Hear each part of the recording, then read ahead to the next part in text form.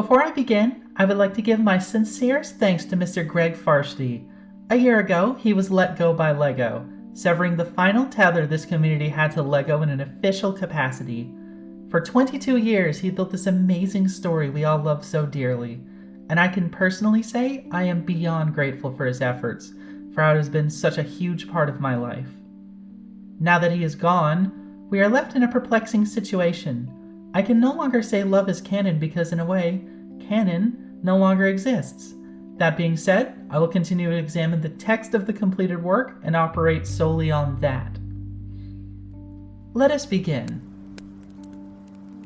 This year, I'll be going over all of the suggestions from comments on the last two entries. The one I hear most is Jaller and Hali. I'll give this one a maybe.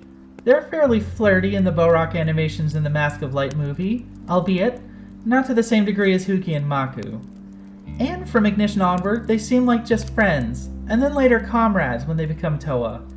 If there was a spark of potential, their quest for the Konoha Ignika distracted them and the moment was lost. The way I read this though, I have a theory with some quite dark implications. If you've seen the other entries in this series, you'll remember Toa Matau was clumsily attempting to court Toa no Kama, but this seemed to stop when they both became Toraga. I fearfully suspect that the transformation from Matoran to Toa, or from Toa to Toraga, can interfere with or even snuff out the ability to feel romantic attraction, that they are being corrected in the process.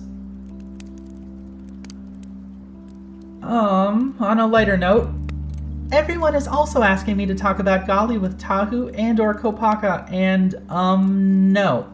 Absolutely not. They're siblings. And not in the way other Toa teams are, comrades in arms. The Toa Mata were a unique model custom built by Artaka, all at the same time, trained together since birth. They're all literal siblings. Yes, Kopaka and Tahu get jealous when Gali hangs out with one of them, but that's sibling rivalry.